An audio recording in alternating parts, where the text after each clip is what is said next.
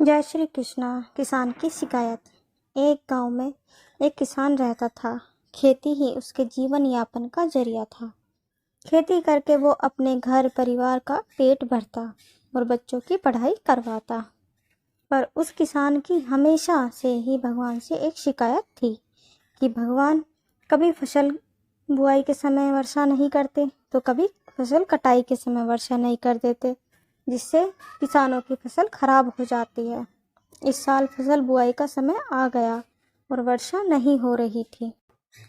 किसान फसल बुआई के लिए बहुत दिनों तक इंतजार किया, पर फिर भी वर्षा नहीं हुई।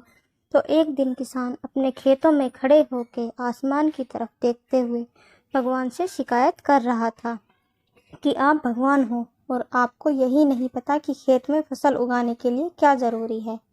जब जिस चीज़ की ज़रूरत होती है तो देते नहीं, और बिना मतलब के जो ज़रूरी नहीं हो वो देते हो। जब पानी चाहिए तो आप पानी नहीं दे रहे हो, और जब धूप चाहिए होता है तो वर्षा करा के हमारी फसल खराब कर देते हो।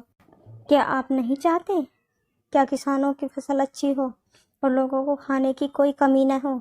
मैं आपसे हाथ जोड़ के विनती करता हूँ कि कृपा करके बस एक बार अपने अपने मन मुताबिक मौसम करने का मौका दो, ताकि हम किसान अच्छे से अनाज उगा के आपको दिखा सकें कि खेती करने के लिए कैसे मौसम की ज़रूरत होती है, और फसल अच्छी होने की वजह से कोई भी इंसान कभी भूखा ना रह सके।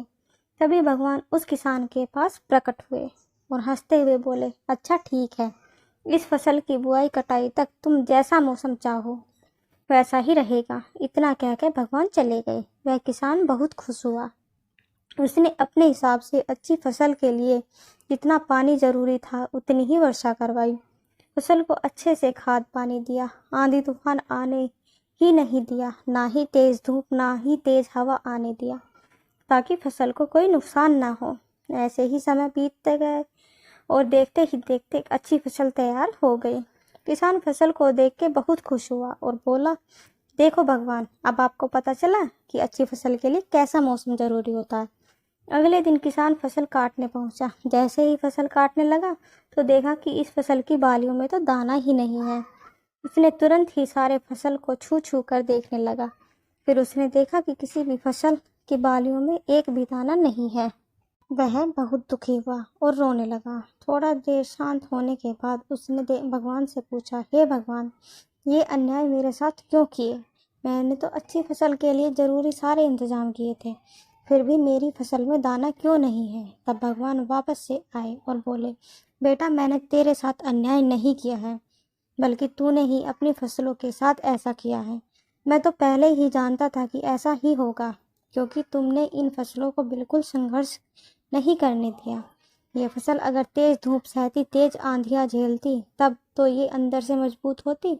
तुमने इन्हें किसी भी चुनौतियों का सामना नहीं करने दिया, इसलिए बाहर से देखने में सुंदर तो हैं, पर अंदर से बिल्कुल खोखली हैं। किसान ने भगवान से अपनी नासमझी की माफ़ी मांगी और कहा, हे प्रभु, अब मुझे समझ आ गया है कि आप ऐसा क्यों करते हैं। इस प्रकार संघर्ष करने से इंसान मजबूत होता है। जीवन में समस्याओं और मुश्किलों से लड़ना, उन्हें हल करने का तरीका ढूंढना और अपने आप को समझाना आवश्यक होता है।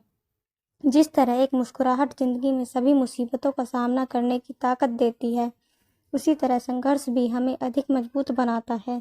संघर्ष करने से हमारी निर्णय क्षमता, समस्याओं के सामने जवाबदेही तय करने की क्षमता और संकल्प की ताकत में सुधार होता है। जब हम समस्याओं का सामना करते हैं तो हम अपने आप में नई शक्तियों को खोजते हैं और हमें अगली बार समस्याओं का सामना करने में मदद मिलती है।